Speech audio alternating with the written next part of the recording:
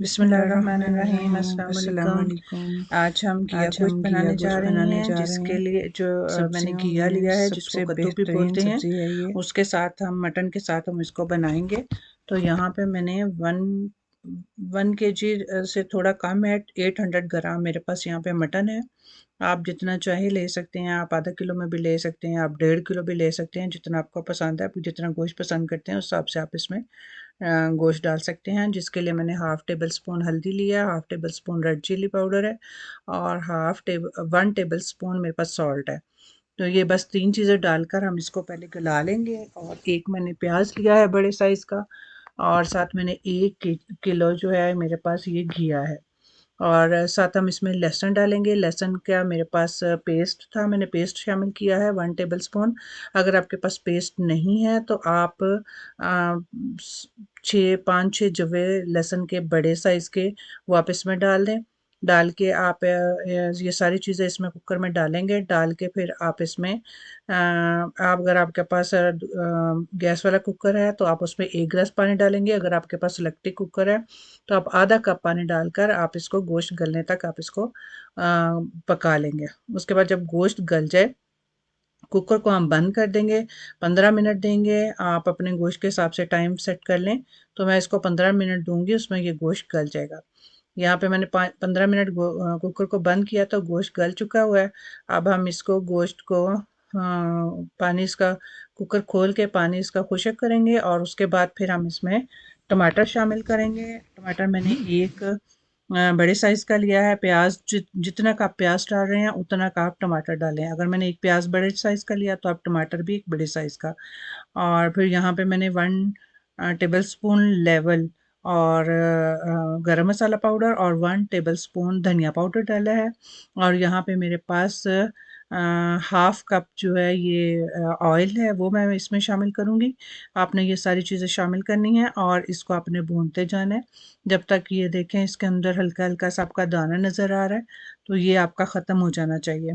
तो आप इसको आहिस्ता-आहिस्ता भूनते रहें। इसका पहले पानी खुश्क हो जाएगा टमाटरों का और टमाटर जो हैं ये गल जाएँगे। अगर आपके टमाटर नहीं गले, आप हल्का-हल्का इसका पानी का छींटा देते जाएँ और इस तरह आप चम्मच चलाते जाएँगे तो ये टमाटर जो हैं ये आपके घुल जाएँगे और पेस्ट बन जाएगा इसका अच्छी तरह से। तो घिया जो है ये इसके बहुत सारे बेनिफिट्स हैं। इसकी बहुत सारी चीज़ें बनती हैं, गोश्त में बनता है। इसकी भुजिया बहुत अच्छी बनती है। इसको कद्दू को दाल के साथ, चने के साथ बनाते हैं। इसका हलवा बनता है और ये आप सल्लल्लाहु अलैहि वसल्लम की सुन्नत है। आप सल्लल्लाहु अलैहि वसल्लम को घिया बहुत पसंद था और वो शोरबे में इसको खाते थे और शोरबे में इसकी जो पीसेज़ हैं वो उठा के वो खाते थे, उनको इतना पसंद था। तो इसलिए इसके बहुत सारे बेनिफिट्स हैं। और जैसे कि हम बुक्स में पढ़ते हैं, हज़रत यूनुस अलैहिस्सलाम को भी जब मछली के पेट से वो बाहर निकले थे तो वहाँ पे भी अल्लाह ताला ने घिया की एक बेल उगाई थी और उन्होंने इसको घिया को खाया था। तो वो उसके बाद उनमें ताकत आई थी और वो चलने फिरने के काबिल हुए थे। ये तासीर में ठंडा होता है और हज़म होने में ये बहुत हल्का होता है। तो आप जब ये अच्छी तरह से आपका गोश्त भुन जाए, इसका पानी ख़त्म हो जाए, तो उसके बाद फिर आप इसमें घिया शामिल करेंगे। घिया शामिल करने के बाद आपने इसको घिया के साथ थोड़ी देर आपने भूनना है और उसके बाद फिर आपने इसमें पानी डालना है।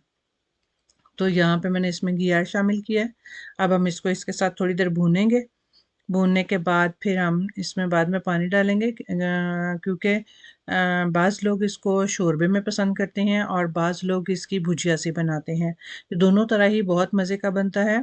हमारे घर में चूँकि इसको थोड़े से शोरबे के साथ पसंद किया जाता है तो इसलिए मैं इसका थोड़ा शोरबा बनाऊँगी। तो शोरबा बनाने के लिए मैं इसमें 1.5 गिलास पानी शामिल करूँगी। अगर आपने इसको सूखा रखना है तो आप इसमें आधा गिलास पानी शामिल करें। तो मैं इसको कुकर बंद करके गलाऊँगी ताकि जल्दी गल जाए। तो अगर आप इसको चूल्हे पे गलाना चाहते हैं तो फिर आपको पता है इसको थोड़ा-सा टाइम लगेगा। तो अगर कुकर बंद करेंगे तो 15 मिनट में ये गल जाएगा और बहुत अच्छा गल जाएगा। तो यहाँ पे मैंने कुकर बंद कर रही हूँ, आप अपनी मर्ज़ी से देखिए, चूल्हे पे गलाना चाहते हैं तब चूल्हे पे गलाएँ। तो ये देखिए मैंने 15 मिनट के बाद इसको खोला है तो घिया बहुत ही अच्छा गल चुका है और पानी भी मुनासिब था। तो तैयार है, खाएं। मेरे चैनल को सब्सक्राइब करें और वीडियो को शेयर करें।